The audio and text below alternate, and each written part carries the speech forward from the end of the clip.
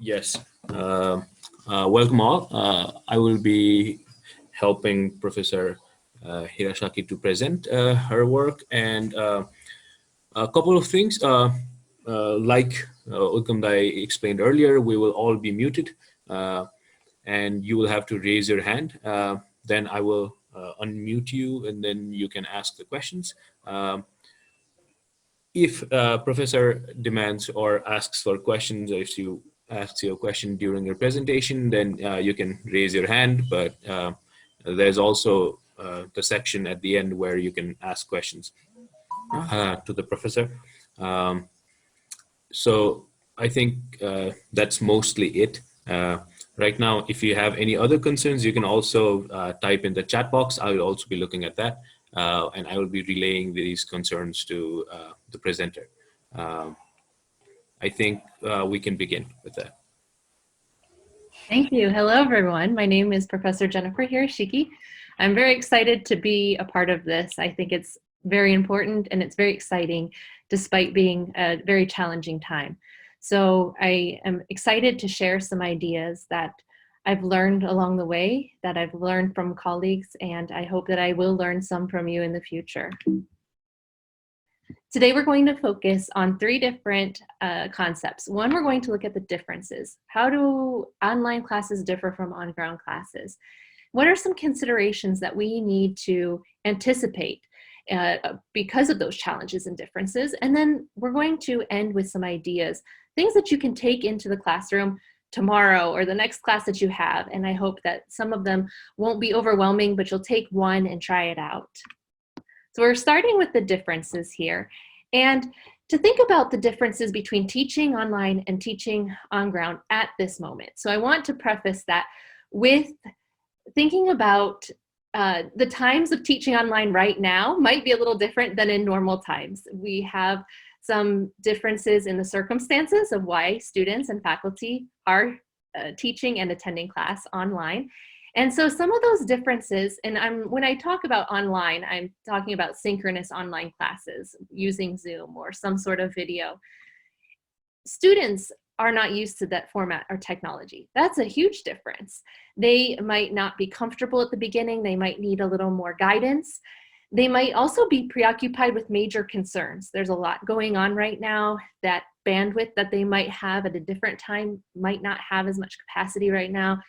It's also harder to know when to talk or how much time is available to talk, and they might not want to interrupt.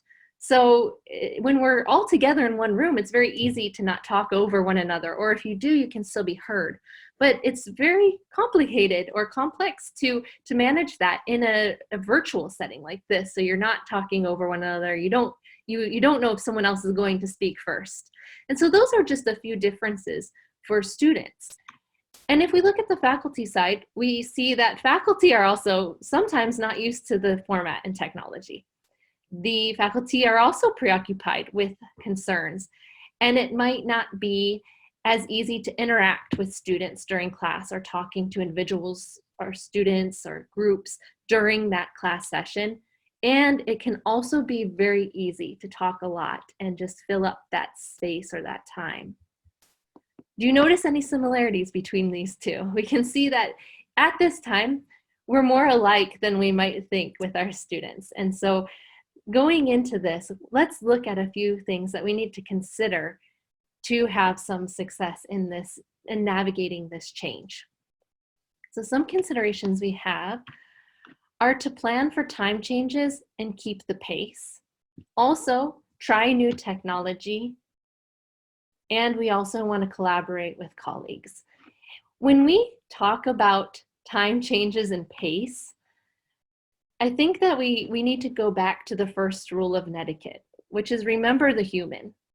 And often this phrase or this rule is used for when you're in when you're responding to something and you can't see the other person. Maybe it's an article online and you sometimes see that people put mean comments, and it's because they don't remember the human behind that. But I also think this applies here, is that we have this potential barrier of not being able to be as close to our students as we might have been used to in a physical classroom. But we have to remember the human. We have to remember that they're going through different things in their life. They're experiencing this situation with COVID-19 and at the same time we are, and they're going through stresses that we might forget because we're on teacher mode. We're in the mode where we're thinking about what we have to teach and really focusing on that. So the first thing is we really think about how to engage the online learners to remember the human. And as the educator, we set the mood for the class. Do we allow students to share? Do we allow them to talk, to process their ideas? Or are we too worried about using that time for the content? And I know time is precious, and maybe that first or the 2 hours that we have with students seems so short, but when we make time to think about our students and to give them that time to just connect with one another, to connect with us, relax a little, get ready and to focus on the class, that's how we can remember the human and the situation going on. Also with time, we have the difference of silence. Right now, it's very quiet. I am talking to a group of people. There are 38 participants in this room and I can't hear anything. So it does incite that panic or I want to talk fast and hurry up and pass this off to students to participate.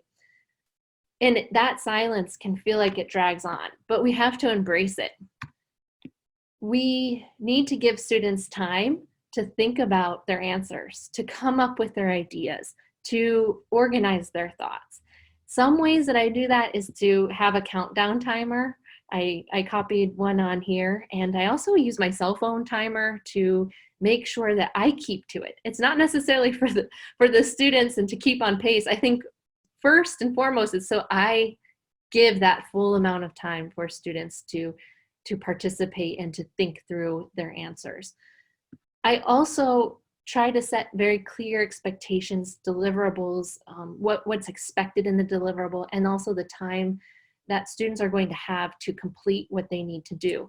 And that can help break down and like the first speaker said, it really it communicates to the student what they are supposed to do. It's over communicating everything, and you have 4 minutes and you need to produce this, you have to do this. And we do that often in our on-ground classes, but sometimes it might get lost in the shuffle in that online context. And then also check in with students along the way. We do that already in our on-ground classes, but here it looks a little different. It might just be unmuting yourself and saying, everyone all right? Anything anyone needs? Or going individually and checking in with students in the chat. But some of these can really help the time and how that feels on both sides, the student and the instructor side. Try new technology. This is the fun part. It can also be the overwhelming part. And I don't necessarily recommend that you download all of these apps tonight, but you might pick a couple or take a screenshot of this slide and look into them sometimes. There are really great ways to make presentations interactive in very little time. And so using Google for collaboration, using polls, using tools that are going to turn our students into a more active participant can get students engaged when they are in our class. And then also we want to collaborate and learn from colleagues. So while I know there is so much technology out there, I don't really spend all my time just looking at different apps. I hear it from my colleagues. They tell me what they tried in their class. They tell me what worked, what didn't work, what they ran into. And that really can help save time and energy in knowing what's going to work. You're probably teaching in a very similar environment, so you have that knowledge of what's going to help or support students. Also, it helps you to anticipate the outcomes, what could go wrong. Maybe they've already experienced what goes wrong and they are able to tell you how to prepare for that. And then this goes two ways, right? If you've tried something out, you're going to also share those ideas with your colleagues and then get new ideas. So moving into the ideas part, this is where we can sit and plan for hours and come up with so many ideas, and sometimes they work and sometimes they don't. But eventually the ideas that work, we have more and more of those, and we adapt them and we make them work for different types of classes, different groups of students. And so I'm going to take you through a couple different areas that really help lead into interactive and engaging classes for our online learners. With group work, there are lots of ways that we can facilitate this. It can be a little intimidating when we initially think of moving to an online situation. We can't talk to the people next to us anymore. We have to really think about that. We have to break down each activity and see how it would work in this format. The basic one is Zoom chat. We have this chat, and I've seen everyone using it as we've been in this conference tonight or today. And you can use this private chat feature to pair students to discuss a topic. You can give them time to chat, reflect, and respond to a larger class. So you're still giving that time, and it takes you take into consideration the think, pair, share. Students have time to think, they pair up and share their ideas, and then they share to the larger class. And by that time, their ideas are more developed. Another way to do group work, which is also fairly simple but does take a little more prep work, is using Google Tools, because you can have students work on presentations, you can have them work on documents, you can have them work on spreadsheets, and they can all work together and be typing and making notes to one another, and they can share those ideas, and you are able to see all of that as well. So that's one downside to that private chat, is you don't get to see any of that. But here in a Google Doc or a Google presentation, you can see what students are working on. And you can jump around from page to page depending on how you set up an activity. So they can create or write something together. They can work on a case study and some solutions together on a shared document. They can share their screen and discuss it to the bigger class afterwards. They can create presentations together, brainstorm different activities. Something that I really enjoy doing with my classes is to do an overview of the week's readings and make a table that they fill in just briefly to get on track and remember the different concepts that we read about and now we're going to discuss. And then also creating a Google Slide shell of a class. And then students all have access and they go in and just start filling in specific information as a review if you leave certain points off or certain ideas, and they can go in and make their own review. And many of those work very well with breakout rooms, which is what we're in right now. So you can assign pairs, you can set up students randomly, you can have students do group projects, presentations, and really maximize the amount of time that they have to work with one another, to think through the content that you are presenting, and really get those practical applications through the tasks that you are including in your class, and have the amount of time that you need to do those. Another strategy here is open-ended questions.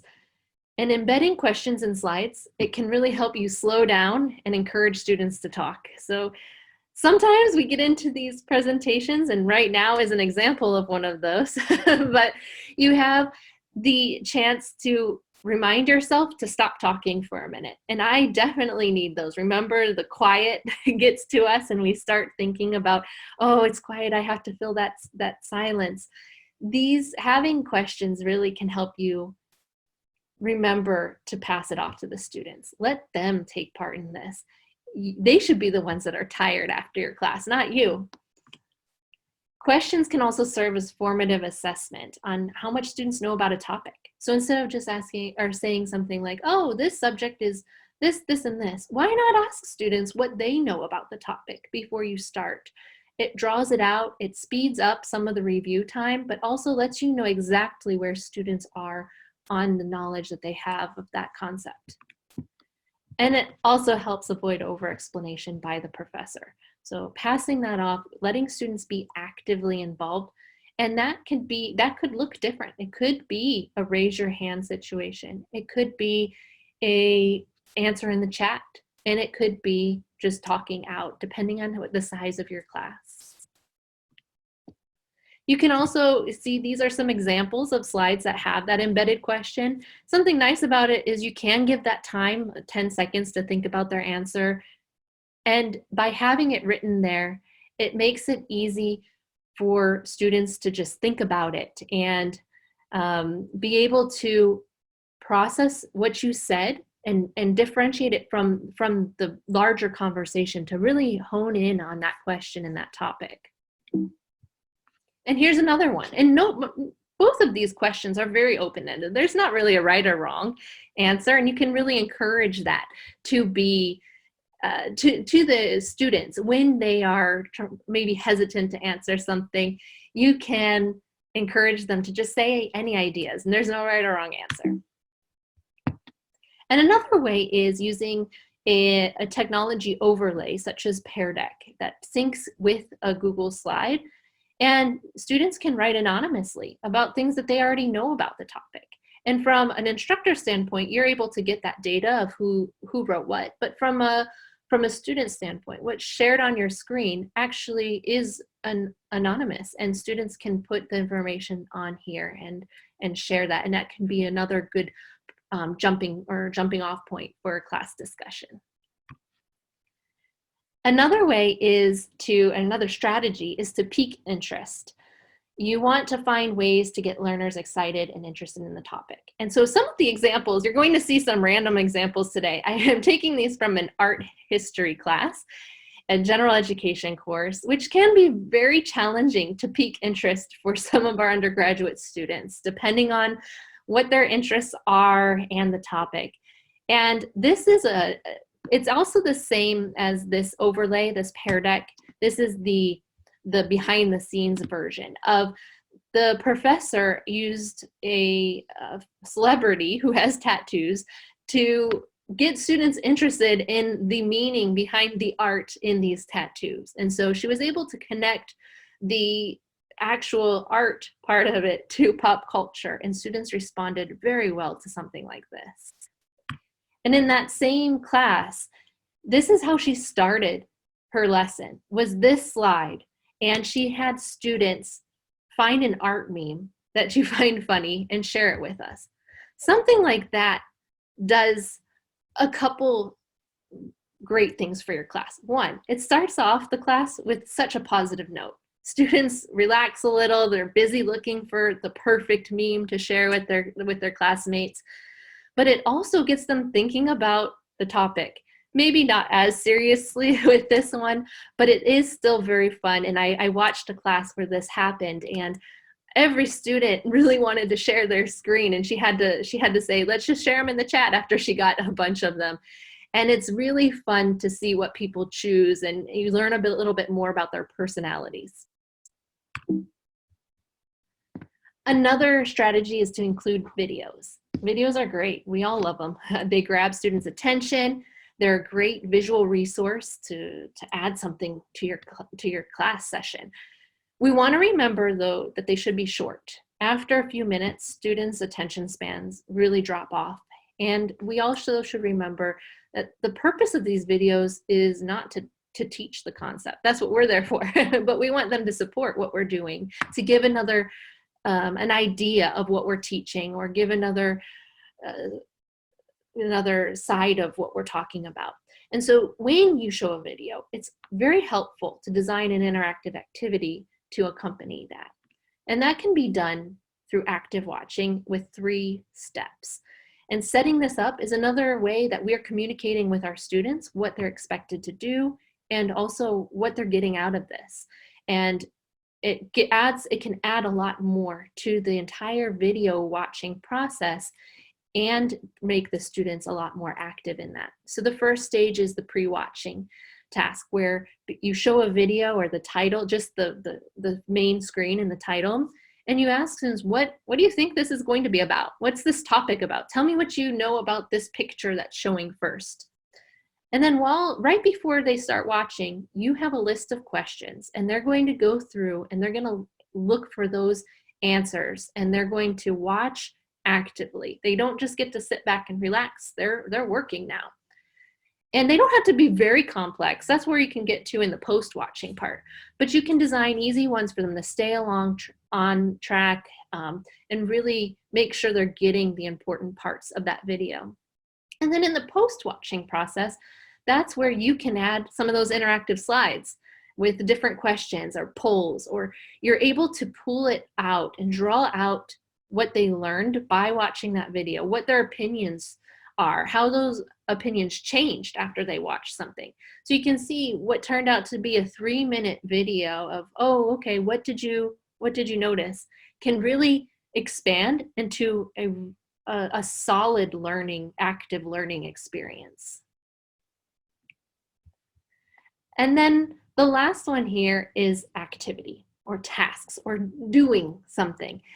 When students are able to be passive observers, they will. They will do it.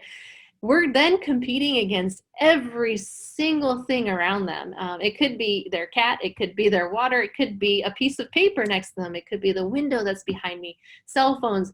We're competing. And how are we going to compete if we're not trying our hardest to do something to get their interest? Some ways to draw students in is through those task-based activities where they go out and do something. So this is the third example from that class, the art history class. And this was a lead up to the rock tattoo analysis, but they had to go in and look at the different types of tattoos and symbols in there. And they went into breakout rooms. They had this resource to do with a checklist.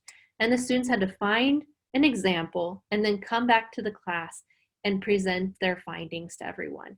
And that class that I'm thinking about really, the professor was struggling to get them to come out of their shell in the previous week. And we worked really hard the professor worked really hard, I just watched, to try to draw them in with something that would excite them and get them involved. And when I watched this class, I would have never known that she was struggling with engagement with this class. They were very excited and engaged in the lesson. And then another tool is that same Pear Deck overlay is a way that you can get students to drag and drop their little blue icon, which would look something like this. And so instead of students just nodding or doing something, they can actually go back and forth, and you have a visual right in front of you that you can now talk about. What does this tell us? Why are we 50-50 on here? Why did someone choose this side? Why did someone choose that side? And these are all jumping points to that rich discussion that can take place and really engage the learner again. And then here is another idea with the game-based learning, Kahoot. And this increases engagement through competition, excitement, and sometimes I've seen some funny questions put in there just to make laughs happen. And some faculty, they like to use it to review knowledge from previously learned concepts. Some of them like to just use it as a jumping point for upcoming content that's going to be instructed. And currently, Kahoot Premium is free, but many of the technology tools that I've shared or talked about or referenced are free right now. The pro versions are free. And so it's a great time to try out and see what's there. But even after everything passes and they go back to being paid accounts and we're pushed off into the basic ones, they're still absolutely usable. They have great features. And maybe you only have 4 options for questions versus 5, but we still have that access. And so I really hope that you have fun and enjoy the time with students. We still get to have that. And that's a great time. It's very important to have that connection right now and to keep up the learning and the excitement for learning with our students. So I encourage you to pace yourself. Don't download all of these apps tonight or today, and have fun with it. And we do, like the first speaker mentioned, we love what we do, and that should come out. And this is the way it comes out for me. I love working with educational technology, and I love putting it in classes and seeing students take it. And so I hope that you get excited about trying something new with your class. So thank you for having me, and I'm more than happy to answer any questions that you might have. Thank you, Professor. We're ready to take questions. Like you said, please use the raise hand feature, or you can type your questions in the chat box. We had some great comments coming in the chat box as well. I'll stop sharing so we can see each other a little bit more. Any questions or ideas?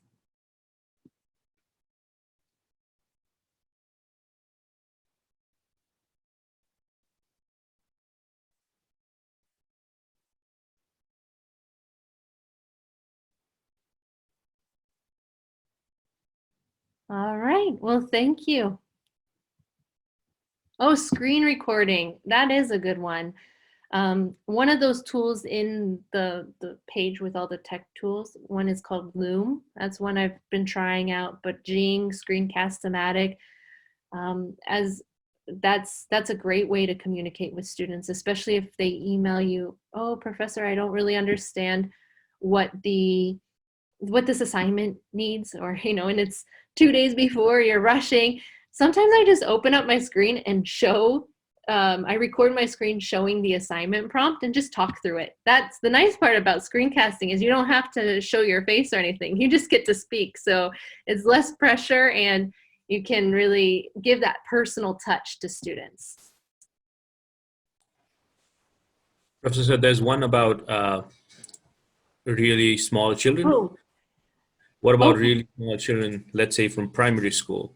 Perfect. So actually a lot of the tools, Kahoot, Pear Deck, these are made for K through 12 educational or education context. So while we use them in the higher ed, because we can adapt them to make them work or look more or less childlike, there are still a lot of good content on those that are made for young learners. So Pear Deck, for example, that's great. It also has features. So the difference, well, maybe a difference between working with young kids and adults is the appropriateness of the content that students might put in there. So you might get something you want to filter before you share it to the whole class. So there are settings in many of these tools that have filters. So you can go through, ask students to maybe drag their little circle around so they can agree or disagree, but there are so many different overlays for choices to write in, to draw pictures. Kahoot is fun too, because even though it's reading based, you can slow it down and make it very easy. You can turn the sound off or down too, but students tend to like that. Other tech tools, there's something called Flipgrid, which is pretty fun. And it's where students respond to each other recording themselves. So it's kind of like if you're just taking a video of yourself and explaining something and passing it off to your friends. So Flipgrid is also something that would be good for young learners. Professor, there's this concern about Chitish Gautam asks, what about using Second Life for my class? And he fears they might be addicted to the virtual world, and if his fear is valid. Interesting question. Well, first of all, I haven't used Second Life, but to answer to this, I just read a book called Ready Player One. Has anyone heard of that? It's basically about the future when I don't know, a post-apocalyptic society, and then everyone just lives in this video game platform and they are hiding behind their avatars. And so I will admit, after when we all were forced to go online, I thought about that book a little bit, because now we're hiding behind our avatars. I have this background that's hiding the reality of my back or my room situation. I can put filters on. So as far as if they'll get addicted to it, there's always a concern for maybe getting very comfortable with that, but likely it's something that we're going to have to adapt with the times. And I don't think we're going to get lower tech than right now, but it's something that we'll have to manage and hopefully balance, although in times like this it doesn't help for balancing anything. Very interesting that we're going more high tech and definitely not going low tech. I think there was this concern about what would be the ideal number of hours for online sessions. That's a good question. So I'll speak for what I've taught before. I've taught 2-hour to 3-hour classes, and I found them to be too short. But that's because I'm keeping students busy. So a 3-hour lecture-based class is going to be about 2 hours and 55 minutes too long. But a class that's engaging, having tasks built in where they're going and doing that search project. They're going to go research something, come back and do their presentation. I'd say a 2-hour class is very reasonable when you're having it divided like that. It's more along the lines of pacing and planning that are going to come into effect there, where you want to not have anything drag on for too long. And this goes back to when I was teaching children. I taught children for a long time, and I always did 10-minute rule. So every 10 minutes I changed what I was doing or moved to a different activity. And I kind of do that in an online setting because I want to keep the attention, right? I'm competing against anything around the computer.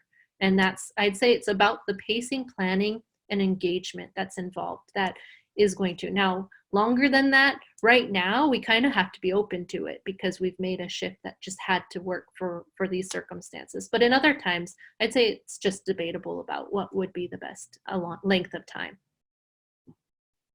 Professor, there are two questions. One is, can you share a little bit more about virtual museum tours? And with that, also guidelines for students who may be presenting their work. Okay. So for virtual museum tours, I've seen that in a couple of different assignments where students will go, and I've seen that at higher ed as well as in K through 12 settings where students log on to a museum and go through and have to look at a certain piece of art or an exhibit online. There are so many different resources right now that allow that. It's similar well, it's a little different, but it's still that same idea of you're going out of your classroom. You want to take your students outside, and since we can't do that, we do it virtually. Skype Classroom is also very interesting because it brings guest speakers to you, and a lot of them are experts in different fields. I've done that with a children's book author, and then the students read a book from that author. The author came and spoke to the class. We wrote letters. So it's those types of things where we're going outside the class can add a lot to that experience. And then for online presentations, definitely we want a good lesson in not only the presenting part, but the whole practice of that is learning how to learning how to present in an online situation, which is something we all deal with on a daily basis. So this is a great learning experience for all of our students. And so it would be looking for certain things, maybe having a rubric or asking students to follow these as they're preparing their presentation, setting the expectation first and then sticking to it, and enforcing those things, whether, you ask at the end, does anyone have any questions? Does anyone want to see anything again? Those are little skills that we can pick up alongside of the content that they're presenting. Thank you, Professor. I think we want to end at 8:30, so that gives us 2 minutes. And I think there's this one final question that we can take. This is very interesting. Divya Singh asks, how can we make storytelling for children virtually engaging and interesting? Good question. All right, I'm going to go back to that example where I said that the Skype classroom was used, and I was working with a group of 3rd and 4th grade boys, and they were very active, and they read this chapter book, and we met with the author online, and when we logged on to Zoom, or not to Zoom, it was a Skype, his screen was empty, and all of a sudden he comes in from the side with a disguise on because it was a mystery novel. So he had like one of those, the glasses with the mustache. And the students right there, he didn't even say anything. And they just started laughing.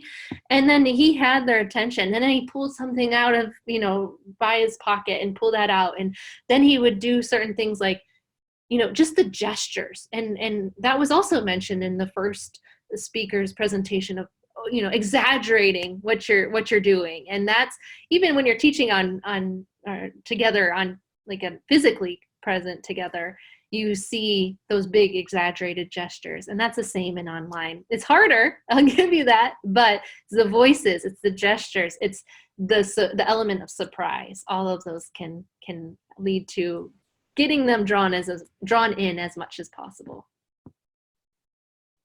Thank you, Professor. In interest of time, we will stop taking questions from the participants. If there are any final remarks that you would want to share, this would be the right time while other participants come back into the room. Well, thank you for your questions, and I wish you all the best as you're teaching online in different capacities, and have fun and try, remember the human and try new technology. So thank you.